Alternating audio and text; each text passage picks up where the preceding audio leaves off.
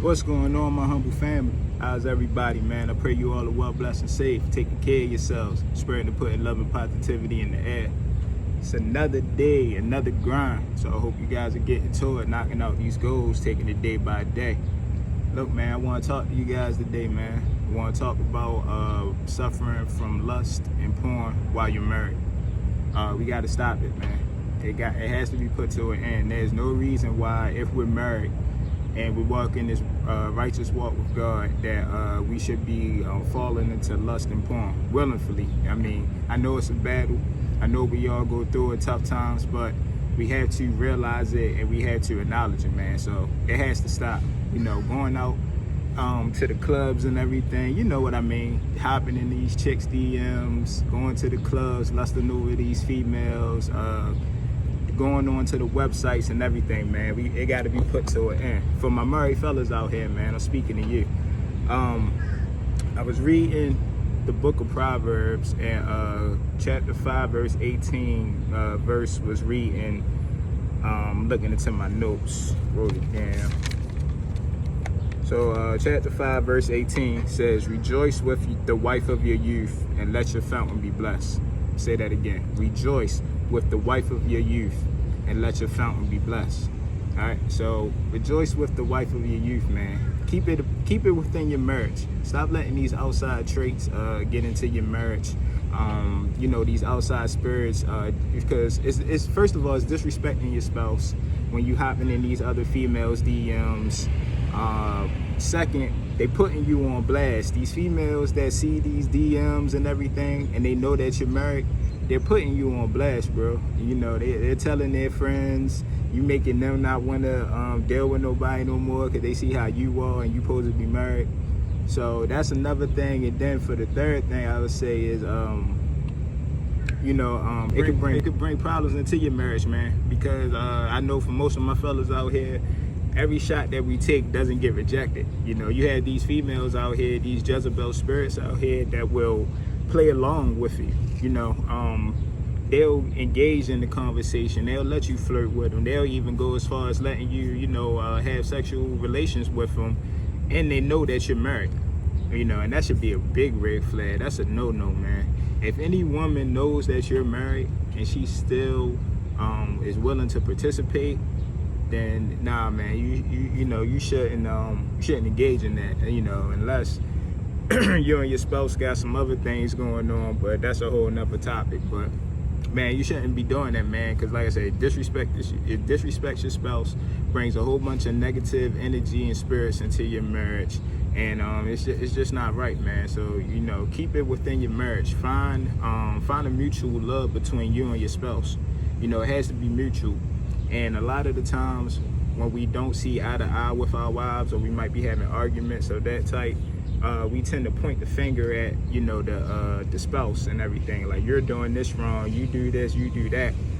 But as men, as leaders, we're supposed to be the honcho of this whole union that we're forming. You know, we're supposed to be the honcho. We're supposed to be the leaders of this, over our children, over our wives. So we need to be setting a good example when it comes to stuff like that. So instead of pointing a finger at your spouse, won't you take the time to look in the mirror at yourself and see what you can fix as a man, see what you can do as a man to fix, you know, what you can in your marriage. You know, stop pointing the finger all the time, man. We gotta take responsibilities for our own actions, and we need to work on those actions. And in the midst of that, if we're working on our actions and we fixing ourselves up, we walking righteously with the Lord, and our partner is we're still having trouble with our partner, or our partner has trouble adapting to that, then, you know, that's a battle for her and God, man. But at the time, man, you need to be focusing on what you can do as a husband, as a father, to better, you know, yourself and your relationship and your marriage and what's going on. So always think about that, man. Look at yourself first before you go and point the fingers, man, because we're supposed to be leaders in this, and we got to take accountability for that, you know. And you know, as far as you know, still submitting into the sites and everything. Look, I know it's a battle. I know we struggle with it, but we have to look on the bright side, man. God blessed us with a family. He blessed us with a wife. He blessed us with kids and everything.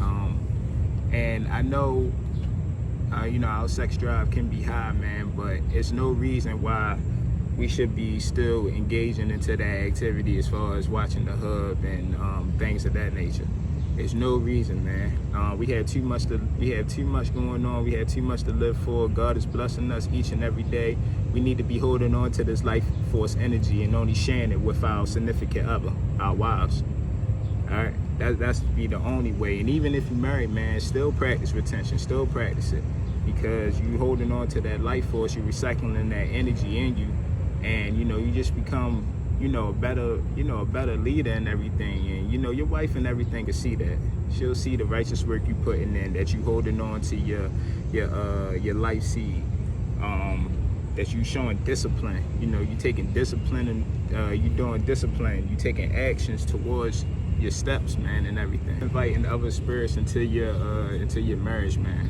All them websites, them videos that we be watching, man, that's taking in spirits, man, because like I said, the devil is just as real as Jesus, you know. And when we engage in this negativity, these videos, these websites, he's watching, man. And you know, we sinning against our own flesh when we doing that. We sinning against our own flesh. So don't be surprised when God allows the devil to attack you in your marriage, and you start to see these things happening in your marriage, and you trying to figure out where it's coming from, whether it be financial problems or you and your spouse just not seeing eye to eye, and you trying to figure out why this happening. But meanwhile, every morning or every night, you know, watching the websites, falling into the hub, falling into sin, lusting into females, hopping in their DMs behind your partner's back and everything. So stop, you know, we stop engaging in that. Start looking around. You're trying to figure out why you and your spouse's sex life is not up to where it should be, and so why you barely touching each other and y'all barely even doing it. You know, and some of y'all use that as an excuse, me, myself included. I'm not bashing nobody, but we use that as an excuse to go, you know, engage in these websites.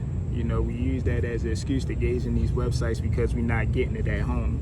So we try to go out into the world and find it other places. Nah, man, show yourself some discipline, man. Have some discipline, all right? I know we men, I know we're programmed to believe that we're supposed to be letting this off and we're not supposed to be doing that, man, but think differently. You know, think about how deep this really is, how, you know, the meaning behind your seed, and what's the effects of keep letting it loose over and over again, and who you let it release to.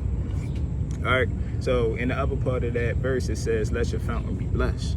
So when you doing these things, walking righteously, you praying to God, you know, as a family too, you know, you and your wife doing the righteous works of God, praying to him, you know, depending on him, putting him number one in your marriage.